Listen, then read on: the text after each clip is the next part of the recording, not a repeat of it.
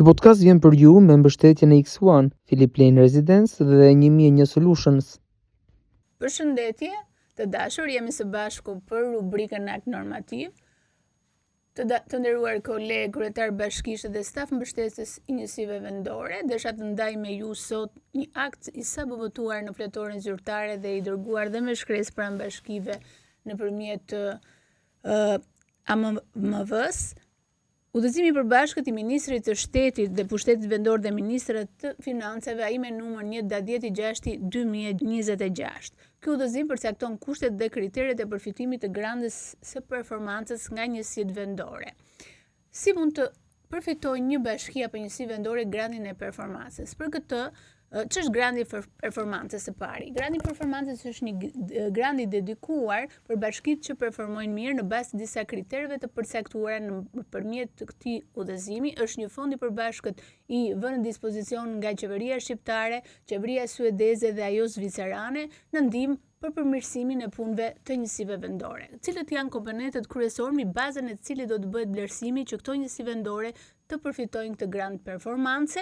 Është komponenti i parë ai që lidhet me planet vendore të cilët do të duhen të hartojnë këto njësi vendore. Janë gati 6 plane vendore, secila ka një peshë specifike të veçantë dhe do të vlerësohet në bazë të peshës specifike që zë ky plan vendor përkatës në këtë tabel të përcaktuar në këtë udhëzim.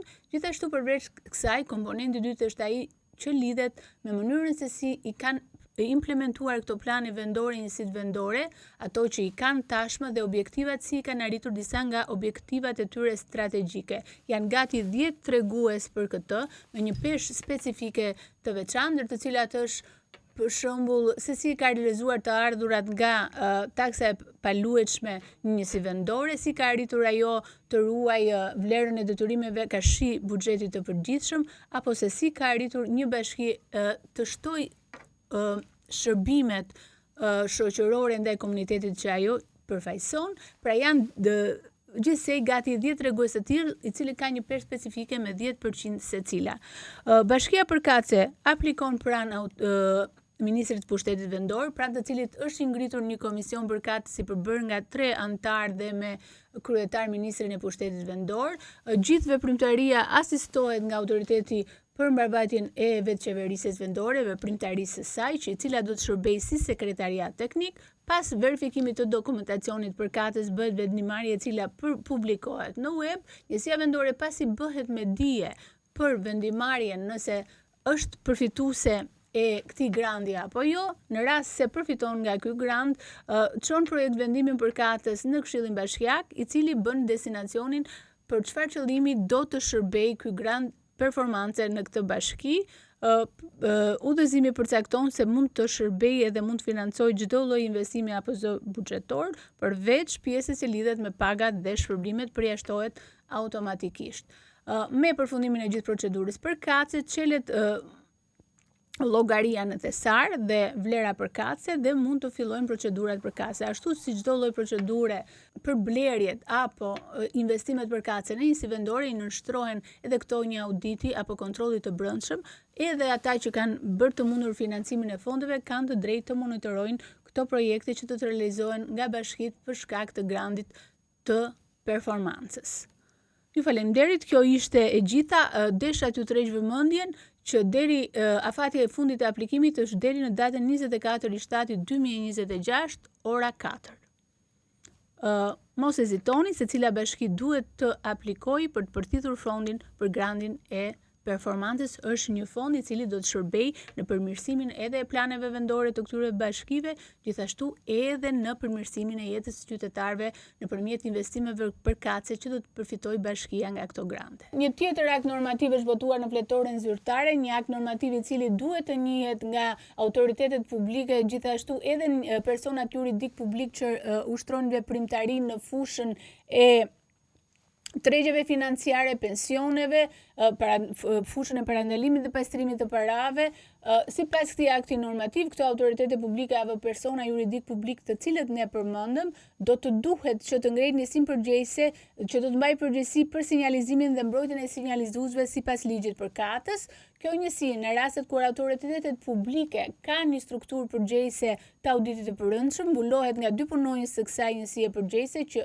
është përgjegjësi i auditit të përrendshëm dhe një punonjës i kësaj strukture. Gjithashtu në rastet kur nuk ekziston kjo njësi pranë autoriteteve publike, mbulohet nga njësia e burimeve njerëzore, gjithashtu nga dy punonjës e saj, titullari i kësaj njësie dhe një punonjës e saj. Por në rastet kur autoritetet publike nuk e kanë një strukturë të tillë përkatëse apo ngrehin një strukturë të posaçme, pikërisht që do të mbuloj këtë veprimtari, pra veprimtarinë për sinjalizimin dhe mbrojtjen e sinjalizuesve, dhe ajo do të bëhet pra pikërisht sërish nga dy punonjës, të cilët duhet përpara dhe kriteret përkatëse për plotësimin e këtyre vendeve në strukturën përkatëse të autoritetit publik do të plotësohen nga ata punonjës që kanë përfunduar shkollën e lartë në shkenca sociale, ekonomik, juridik apo disiplina të ngjashme me to, gjithashtu të kenë një eksperiencë pune gati 2 vjeçare dhe të mos jenë dënuar më parë me vendim të formës së prerë. Gjithashtu, menjëherë me daljen e këtij akti normativ do të duhet që këto autoritete publike brenda 15 ditëve nga hyrja në fuqi e këtij ligji të raportojnë pranë Inspektoriatit të Lartë të Deklarimit të Pasurive për plotësimin e këtyre vendeve apo strukturës përkatëse që do të ngrihet pranë këtyre autoriteteve. Kështu që të nderuar kolegë, pra përfaqësues apo titullar të autoriteteve publike apo njësive personave juridik publik që kanë detyrim sipas këtij akti normativ për caktimin e njësisë përgjegjëse të marrin masat, sepse ky vendim apo akt normativ është votuar në fletoren zyrtare. Dhe së fundmi, të nderuar, kemi edhe një akt normativ i cili është votuar në fletoret zyrtare dhe për cilën desha ta ndaj me ju për t'ju informuar, kryesisht në fakt i takon edhe ky akt normativ i votuar në fletore zyrtare autoriteteve publike, po ashtu dhe personave juridik publik.